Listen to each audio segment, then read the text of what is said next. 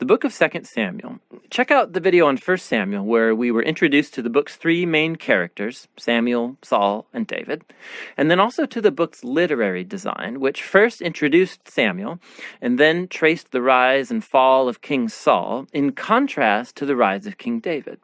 2 Samuel tells the story of David as Israel's king, and in two movements. There's a season of success and of blessing, followed by a huge moral failure and then its sad consequences. And then the book ends with this well-crafted conclusion that reflects back on the good and the bad in David's life, generating hope for a future king to come from his line. So 2 Samuel picks up after Saul's death, and David surprises everyone by composing this long poem where he laments the death of the very man who tried to murder him.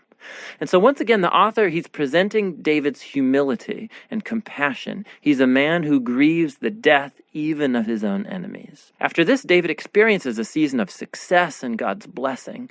All of the Israelite tribes, they come to David and then they ask him to unify all the tribes as their king. And so the first thing David does as king is to go to the city of Jerusalem. He conquers it, and he establishes it as Israel's capital city, which he renames as Zion. And from there, David goes on and he wins many battles and expands Israel's territory. Now, after making Jerusalem the political capital of Israel, he wants to make it their religious capital as well. And so he has the Ark of the Covenant moved into the city.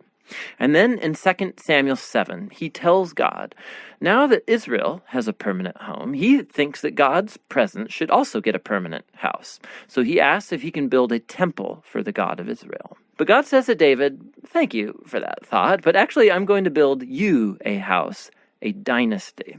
Now, 2 Samuel 7, this is a key chapter for understanding the storyline of the whole Bible, because God here makes a promise to David that from his royal line will come a future king who's going to build God's temple here on earth and set up an eternal kingdom. And it's this messianic promise to David that gets picked up and developed more in the book of Psalms and also in the books of the prophets. And it's this king that gets connected to God's promise to Abraham. The future messianic kingdom will be how God brings his blessing to all of the nations. And it's right here, in the midst of all this divine blessing, that things go horribly wrong. David makes a fatal mistake. Not fatal for him, but for a man named Uriah, one of David's prize soldiers. So from his rooftop, David sees Uriah's wife, Bathsheba, bathing. David finds her, he sleeps with her, gets her pregnant, and then he tries to cover the whole thing up by having Uriah assassinated and then marrying her. It's just horrible.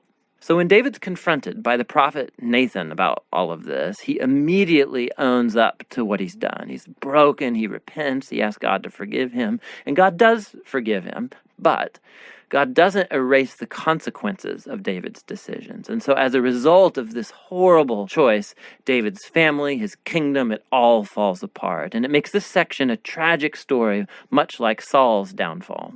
So David's sons end up repeating his own mistakes, but in even more tragic ways. So Amnon sexually abuses his sister, Tamar, and then their brother Absalom finds out about all of this and has Amnon assassinated. And then Absalom goes and he hatches the secret plan to oust his father David from power, and he launches this full-scale rebellion.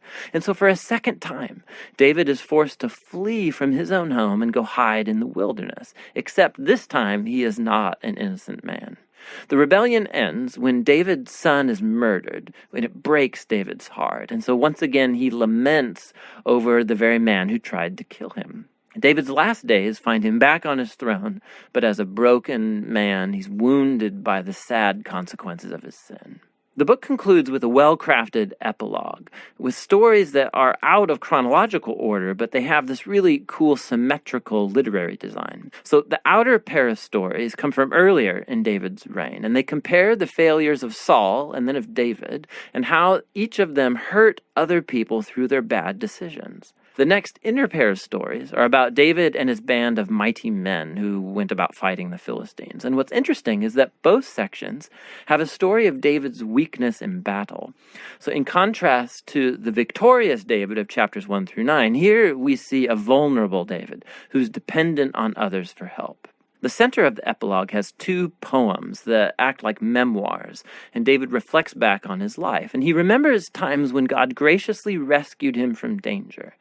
And he sees these as moments where God was faithful to his covenant promise to him and to his family. Both poems conclude by looking back onto the hope of God's promise of a future king who will build that eternal kingdom. Now, these poems and then God's promise also connect back to Hannah's poem that opened the book. And so these key passages from the beginning, now the middle, and the end of the book bring the book's themes all together. Despite Saul and David's evil, God remained at work, moving forward his redemptive purposes. And God opposed David and Saul's arrogance, but he exalted David when he humbled himself. And so the future hope of this book reaches far beyond David himself. It looks to the future, to the Messianic king who will one day bring God's kingdom and blessing to all of the nations. And that's what the book of Samuel is all about.